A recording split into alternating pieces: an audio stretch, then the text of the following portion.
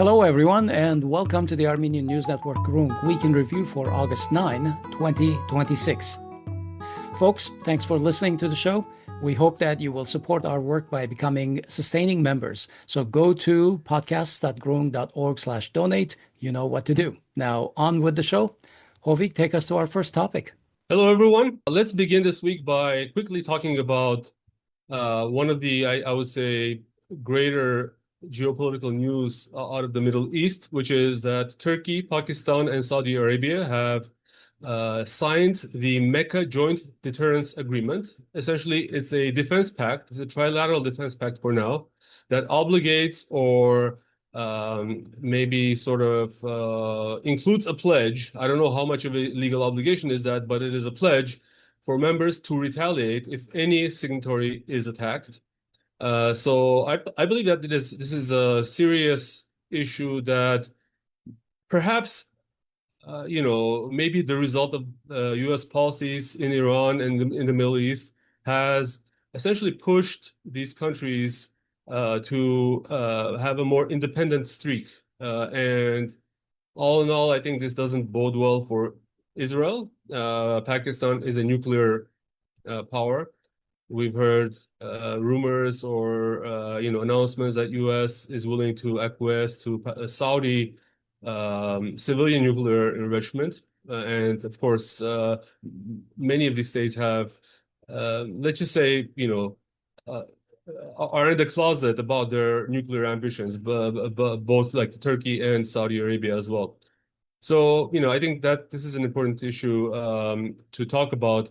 And I quickly remembered our previous discussion aspect with Christina Arakelian, who was talking about this issue and how Turkey is essentially being able to plot this independent course. And none of these other states are members of NATO.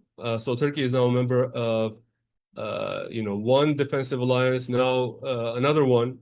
So what do you think about these? Initially, I thought this is driven by an anti-Iranian policy on the surface, because I thought maybe it is these three countries are giving each other some kind of a defense pact so that they can retaliate. For example, Saudi Arabia, some kind of defense, or bringing in the military-industrial complex from Turkey against the Houthis, and possibly deterring Iran from drone attacks against Saudi Arabia. But in reality, there's one common factor to all these things. I think that all of these countries are completely disillusioned, just like you said, against U.S. policies in the Middle East. They have, I think, witnessed the limits of U.S. deterrence in the Middle East.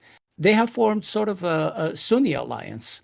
Instead of an Israeli-centric Abraham Accords, they've formed their own Islamic-centric pact. So like you said, I think that the loser in this is probably Israel, which is no longer the center of any kind of a Middle East peace. These guys are starting to form their own alliances. Together, we're talking about 350 to 450 million people against a country of 10 million that wanted to be the center of the peace axis, let's say, in the Middle East. Peace, yes, in quotes. But also, in the Islamic world, I think they are the top three economically speaking. So they are economic powerhouses as well.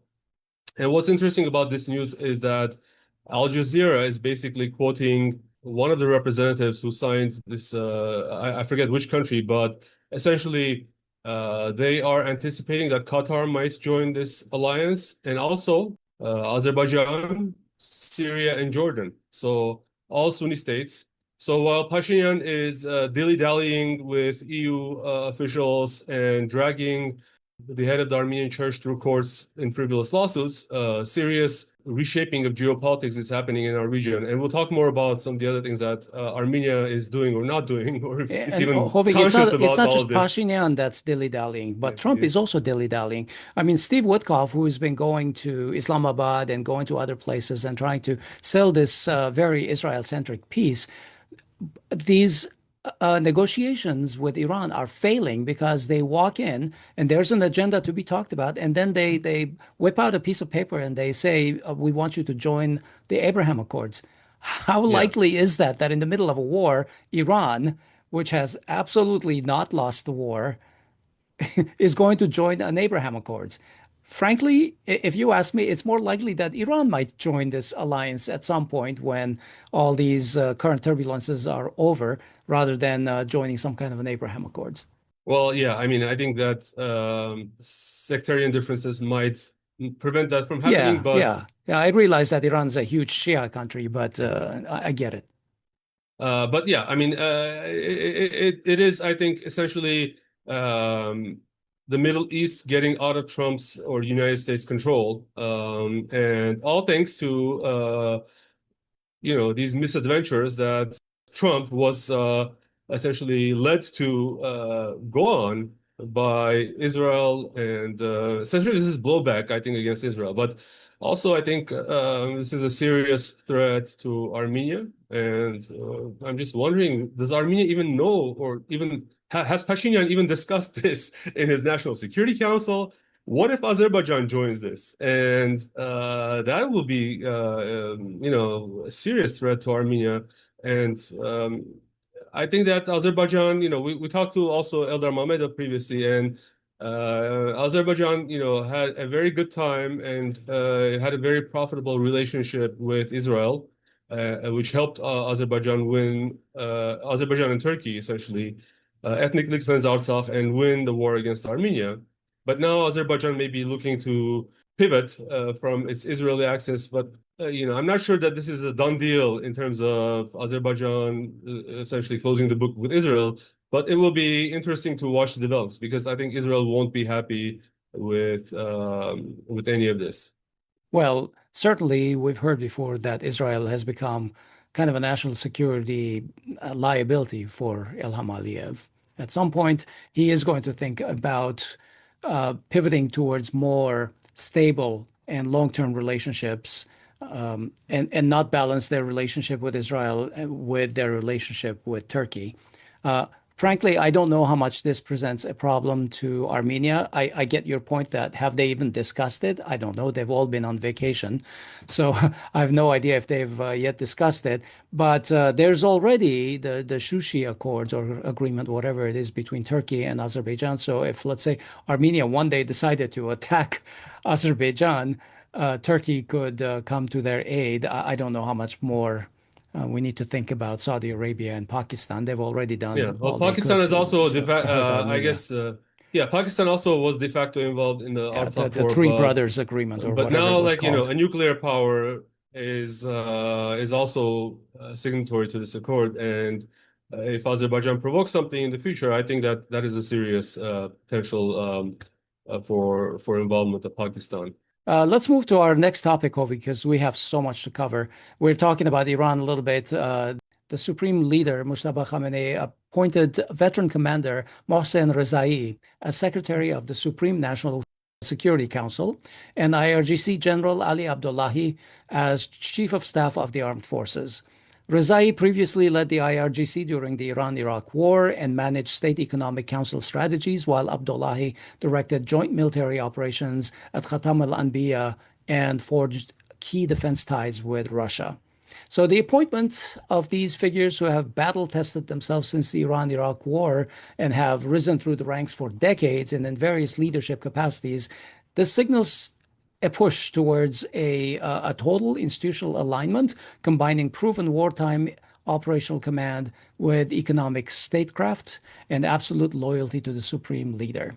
Iranian and regional analysts also view that the choices are an effort to centralize defense decision making and resist against Western pressure and manage diplomatic negotiations. Did you think anything about these specific appointments? In the wider frame of things, where it's being reported that Iran has basically effectively rejected a deal on the Strait of Hormuz, there is rumor that essentially the nationalist or the conservative camp in Iran is feeling more confident about Iran's posture in the region. And of course, Iran is claiming that the US or, Oman and also US through Oman have changed the deal in the last moment. So I think that there was a lot of hope that there could be a deal between Iran and Oman on the Strait of Hormuz. Now I think that's in question. It may be a negotiation tactic, I'm not sure. But the wider memorandum of understanding between US and Iran is still up in the air, and there is no indication that there will be some kind of a deal between US and Iran itself. It doesn't look like it based on these recent news. So, we'll just have to wait and see. But the appointments themselves signal, I think, a stronger stance by Iran. At least that's what we can judge from the surface. Yeah, yeah, I tend to agree. Do you have any updates on the state of the war between the US and Israel and Iran? No, I mean, other than the news on the Strait of Hormuz, I think everyone is in a waiting pattern. It's clear that Iran is definitely nowhere near defeated in this war. So all of these developments going on around the region, I personally would not believe that there would be a deal between Iran and the US at this point in time. Yeah, I think the current ceasefire is actually because the US and Israel are very low on their ammunition stockpiles and they're just reloading. So they're using every opportunity to claim that there's a possibility of a deal and let's stop, let's not bomb. I mean, the most ridiculous thing that I read, I think it was last week from Trump, was that he had canceled extensive bombings of Iran. It's like canceling a movie showing or something like that.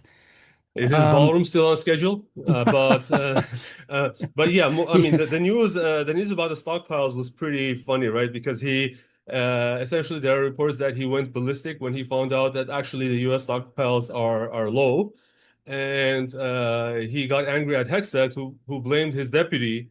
I would say, I think I read a comment somewhere, if both either Hexet or Trump were competent enough as leaders, they would know a long time before Trump announced that he's going to attack Iran that, actually we don't have the weapons, sir, to attack Iran right this moment. So let's announce a cancellation for now.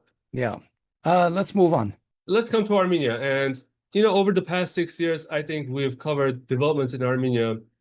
Unfortunately, recording one shameful event after another in Armenia under the leadership of Nikol Pashinyan. I should say de facto leadership because I don't accept him as a leader of Armenia.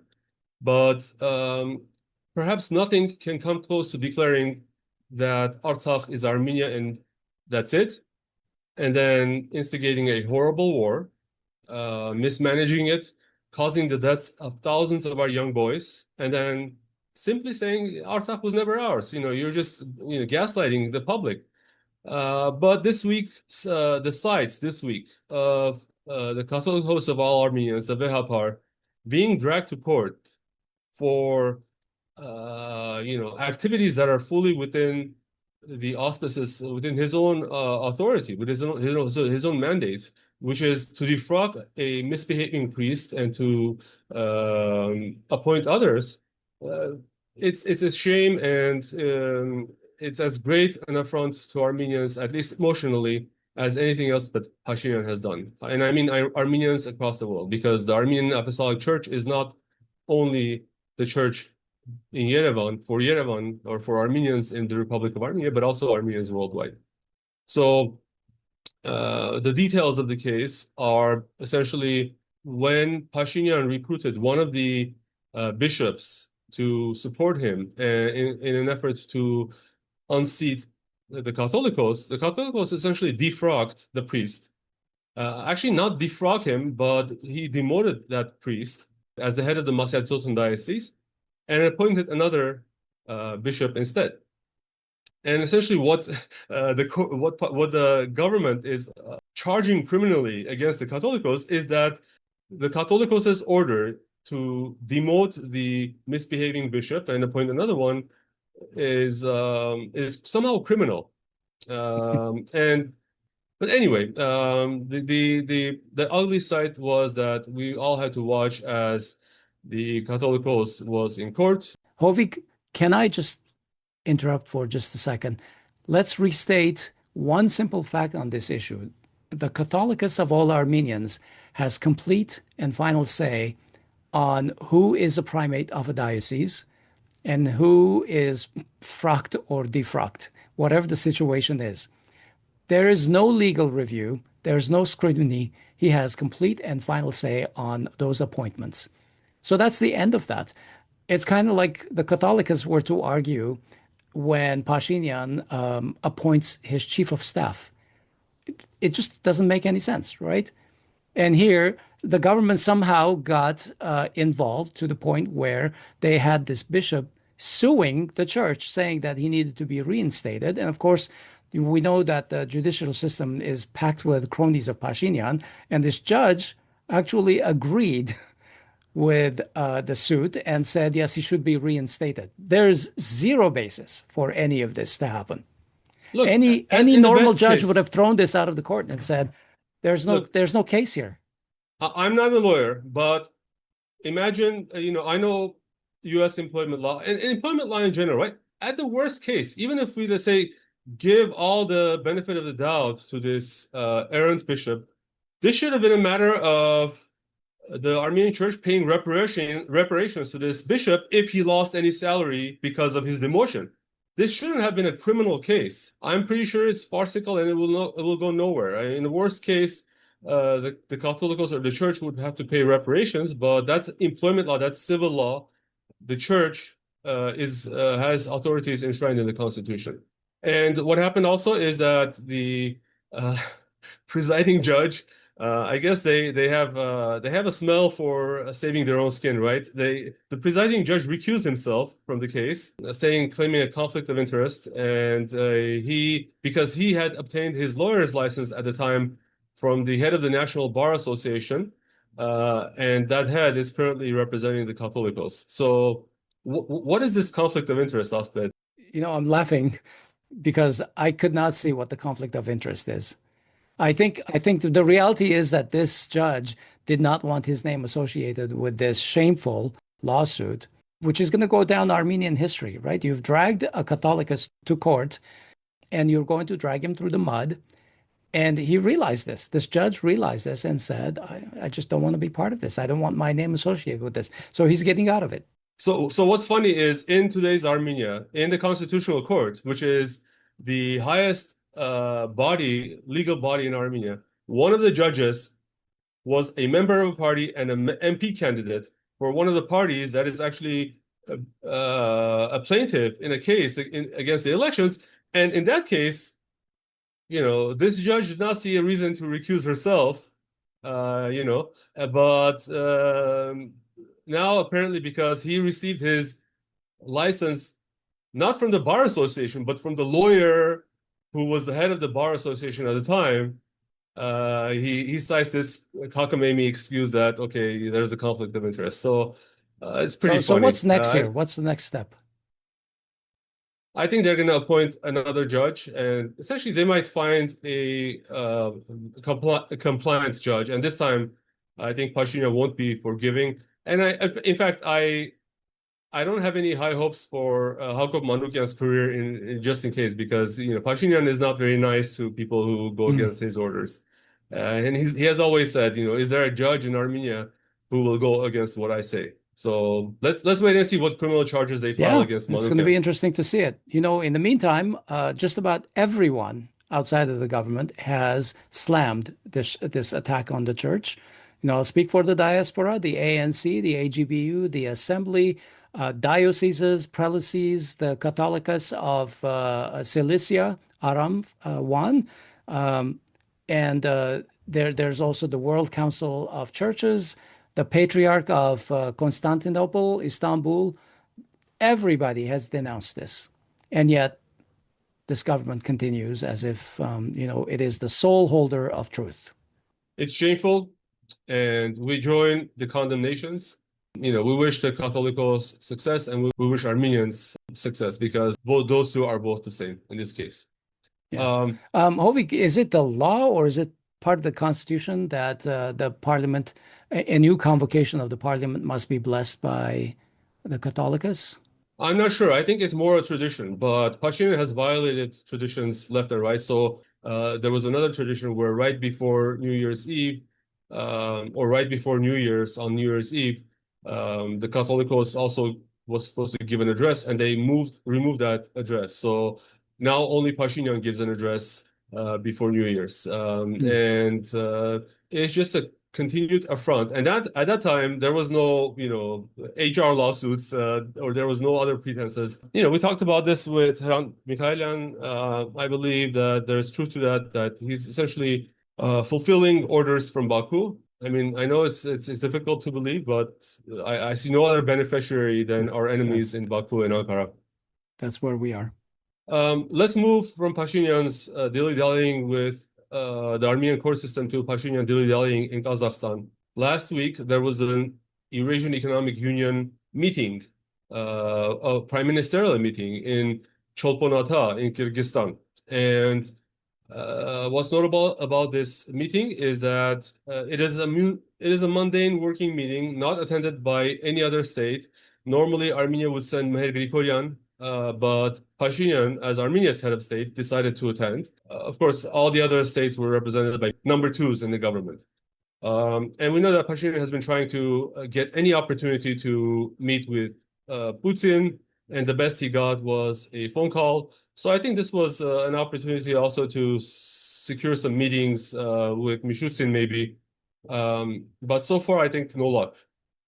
And the background to this is that on May 29th, it was the official summit of the Eurasian Economic Union, which Pashinyan boycotted essentially. The heads of the EAEU made a statement demanding that Armenia promptly hold a referendum on leaving the Eurasian Economic Union and joining the European Union, because those two are quite naturally mutually exclusive. This call was also repeated, I would say, quite sternly by Putin during the last meeting, phone conversation they had with Pashinyan. Now, Pashinyan says, yeah, it's mutually exclusive, but we're not leaving at this moment in time. And, it's our right essentially to derive all the benefits of Eurasian Economic Union while we chart our course towards the EU. And Russia and all the other EAU members are saying that they are not ready to do preferential business with Armenia while it's preparing its exit from the union. So, Osped, what are your thoughts? Anything that caught your eye? How long can Armenia hold the situation of trying to sit on both chairs at once? That's a very interesting question, and I don't have a good answer. It seems to me that we are way past the point where some of these Eurasian Economic Union countries would tolerate Armenia doing this, but this is continuing at this point until at some point somebody's patience breaks, and I don't know when that's going to happen.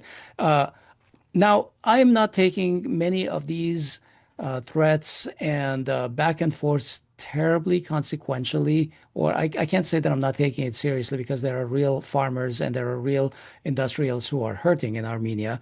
But as long as Russia hasn't cut off the remittances from Russia to Armenia, I think that that's a final step. And that's going to be the straw that breaks the camel's back, Hovig, because something like $2 or $3 or $4 billion a year enter Armenia through those remittances. It is the primary reason that economists have told us for the stability of the dram through war, through pandemics, through everything, ups and downs in the economy. And if that were to stop, I think Armenia would be in free fall, because you and I know the amount of borrowing that goes on by the Pashinyan government, something on the order of $8 billion in the last 8 years. I don't know how long Armenia can stay afloat if Russia were to take those extreme there's actions. also, I think we should not forget that Armenia derives at least $1 billion in economic benefits from Russian, gas sales to Armenia at discount prices. We should not forget that Armenia, the lifetime of the Armenian nuclear power plant has been reduced by 5 years. With this AI data center that Armenia is planning to set up, energy is going to be very important, and even gas energy is going to be very important. But I was just trying to follow the news from Kyrgyzstan, and I don't understand why Pashinyan went in the first place. I saw no news about his announcements, except I caught like one interview he gave to the press on the sidelines, and he basically said that, one of the heads of the EAEU says once challenged us and told us that we have nowhere to go. And I think he was referring to Lukashenko. And he said, so, we didn't take that negatively. And we tried to take positive action on that. And it seems like he was saying, in spite of Lukashenko, he's leaving the Eurasian Economic Union. But what is the benefit to Armenia of doing this? I can't, Yeah, you I can't can't you can't comprehend. have country policy running on personal impulses and things like that. But Hovig, you brought a point that is, I think, very important for Armenia, and that has to do with energy. Personally, I don't have any real evidence, just my hunch, that Russian patience will end when, if and when Armenia decides to get a non-Russian nuclear power plant. That's what I think. So I don't think Russia.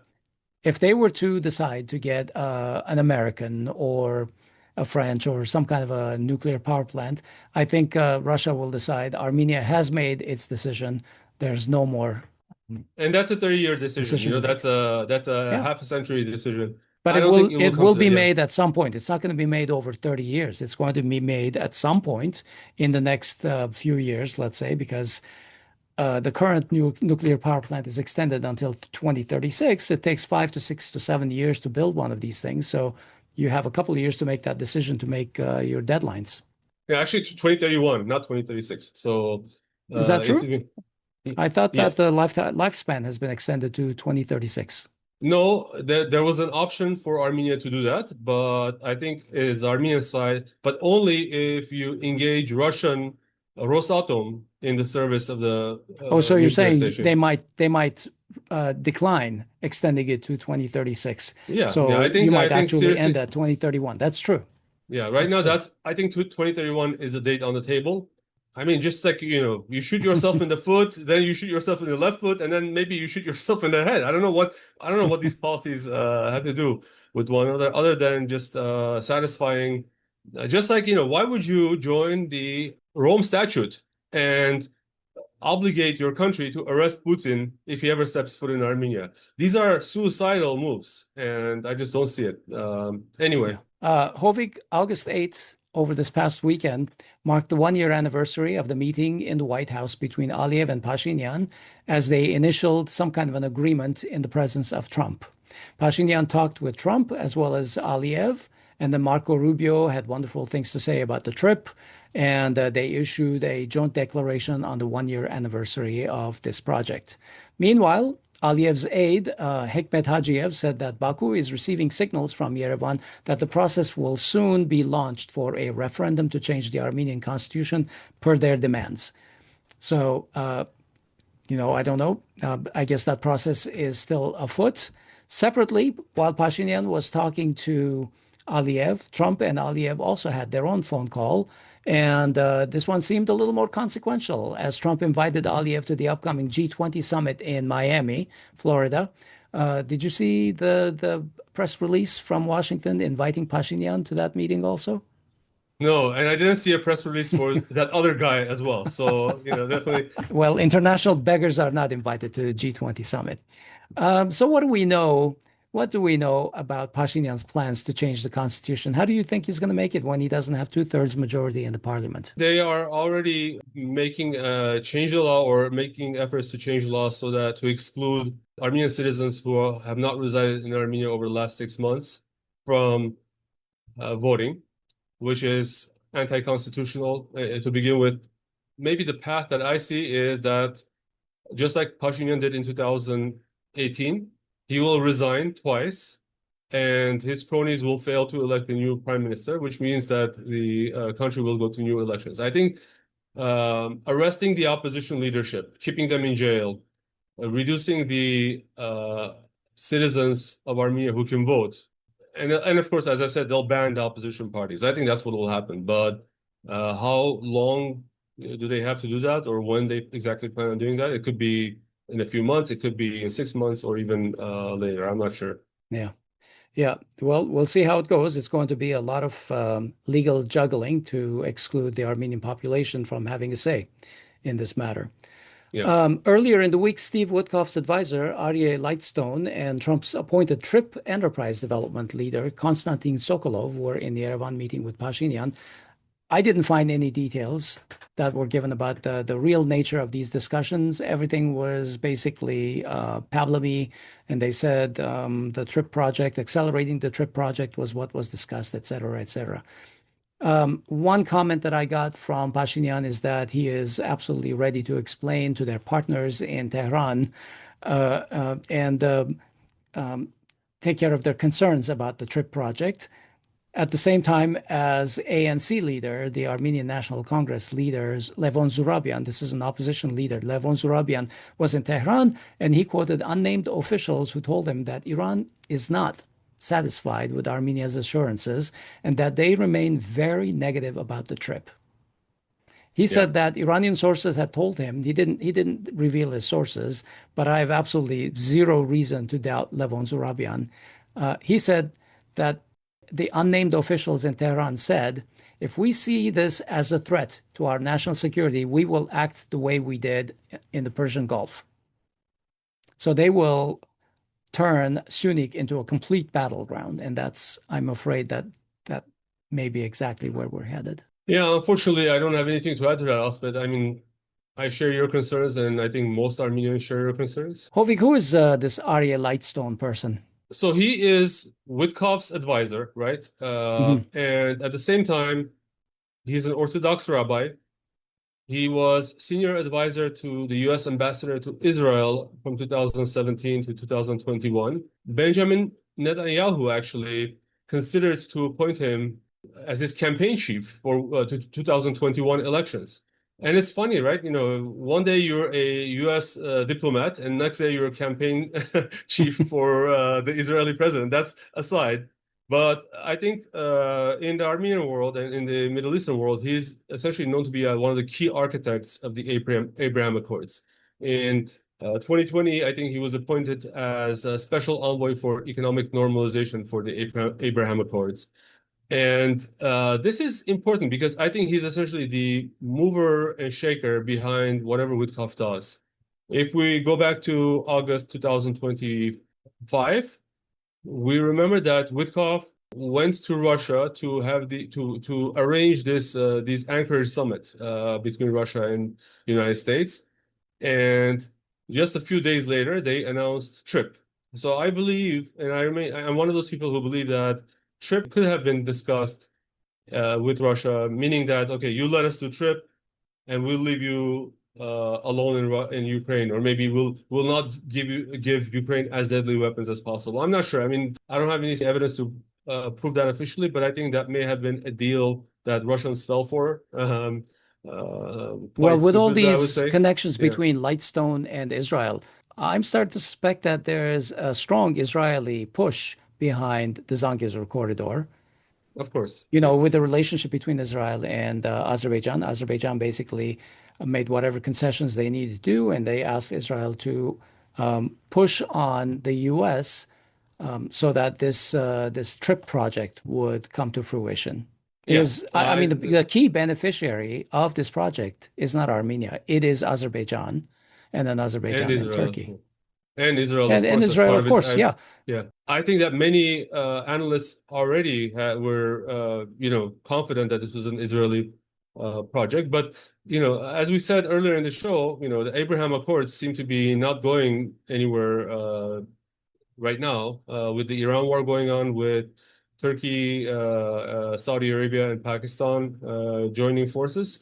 Hovik, let's make a couple of parliamentary updates. You want to start us off? So Aram Vardevanyan from Strong Armenia was elected as Deputy Speaker of the Parliament. He has been a guest on the Groong podcast before.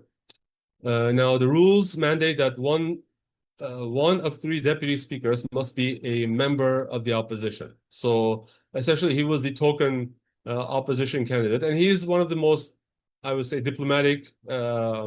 So he used very careful language, and I think that was probably a tactic by Samuel Karapetyan himself and Strong Armenia. 53 votes were needed to approve his nomination, and 53 MPs in total voted. Basically, civil contract provided just enough votes, so exactly he meets the threshold and becomes the deputy speaker, one of the deputy speakers of the Armenian National Assembly. This is a situation that is different from 2021, when civil contract boycotted any candidate for deputy speaker. And essentially, I believe that the Armenian National Assembly had only two deputy speakers because the opposition was shut out completely. In any case, I think it's good to have Aram Vardevanyan as deputy speaker. Were you surprised, Aspe, that Anna Grigoryan was not proposed as deputy speaker by any chance? I thought there might be actually two submissions from the opposition, and that she might be the other person. So I was a little surprised that her candidacy was not proposed, but it's okay because we know from her that she is in a mode where she is learning her ways, and I think that we can expect more from her at some point. Yeah. Maybe not today and tomorrow, maybe not this convocation, but I expect that good things will happen through Anna. Yeah, I mean, given that she has been very she's been a firebrand, I believe, in criticizing the civil contract regime, and she has had a history with them.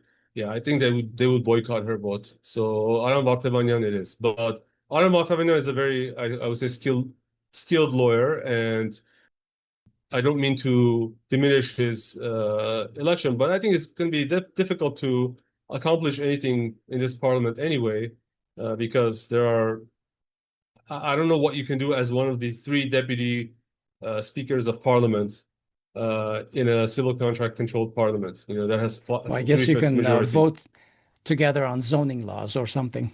I don't know. Let me just say this, Mr. Vardevanyan, I wish you good, strong nerves. Get a lot of sleep because you will need it, and come back and talk with us on the show. Yeah. Hovig, so the 12 standing committees were voted on and set up. They oversee various aspects of the Armenian government. We'll put them in the show notes. Just pay attention to how, in all cases, the combined opposition presence in these committees is less than half, so that even if we allowed a ruling party rogue person to actually not vote with the ruling party, they would still win the vote. So in essence, basically, you're seeing that the opposition has no voice in these committees.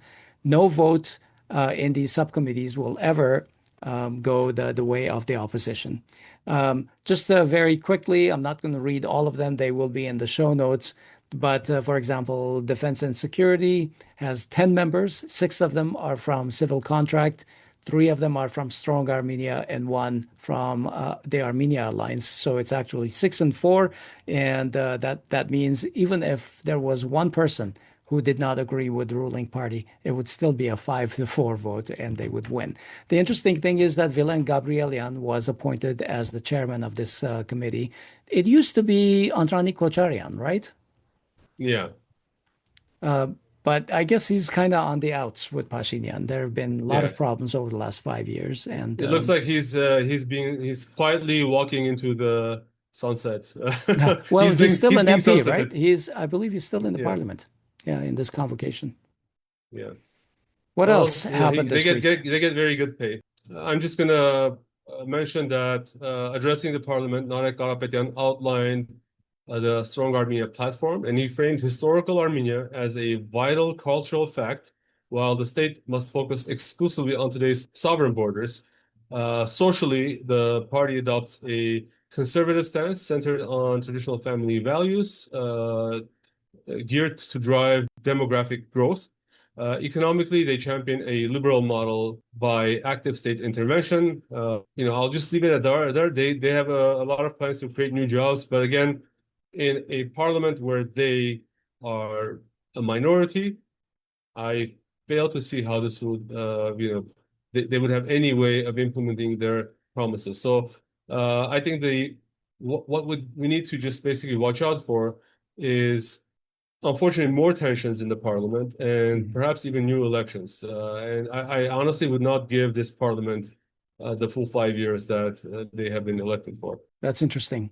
I am not so sure they won't go. I mean, we talked a little bit about the evolution of this parliament from an opposition that is primarily dominated by Artsakh nationalists, let's say, to business realists. And if that were to continue with what Narek Arabedian has outlined today in the parliament, there is a certain amount of pragmatism that could set in. And, the ruling party and the opposition might have some grounds of collaboration, let's say on the business front. Who knows? They have put some pretty clear stakes in terms of Artsakh, in terms of the church. So unless strong Armenia is willing to back away from those claims and allow Pashinyan to do that, which would be very disappointing for me, then I don't see how they can cooperate. But I continue. I hold to my line that it's going to be tension, and maybe Those, Hovik, those may symbolically. not be the only places that they're going to have to make compromises. For example, they don't have to compromise on Artsakh. They don't have to compromise on human rights. What they might have to find grounds to discuss is where Samvel Garabedian brings a huge amount of political and economic cachet with the Russians. This is a place where the ruling party, civil contract, and Pashinyan specifically are bankrupt.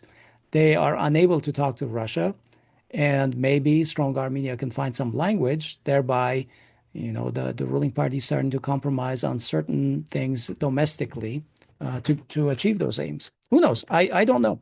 It'll be, like I said, it'll be interesting to watch what happens in the coming months. I'm not Yeah. as optimistic as those ideas, but I let's mean, watch those and see. are, yeah, but I think it's important to, I just don't see how. Essentially, Pashinyan got himself in a pile of shit, and Samuel Karapetyan is supposed to drag Pashinyan out while he's in jail, while the rest of the opposition in jail Well, in is in exchange for jail. certain things. Yeah. You scratch We'll my see. back, I'll scratch your Perhaps, back. I think we have to realize that this is not Armenia's agency anymore. Armenia's policy is being dictated by the EU, and as long as that's true, then I don't see any compromise towards Russia from Armenia. So that's my simple, perhaps, but that's my simple view of things. Hovik, I started with a section which I thought would be interesting to do every week. Now, I kind of don't want to do it at all. I called it Corruption and Persecutions in Armenia.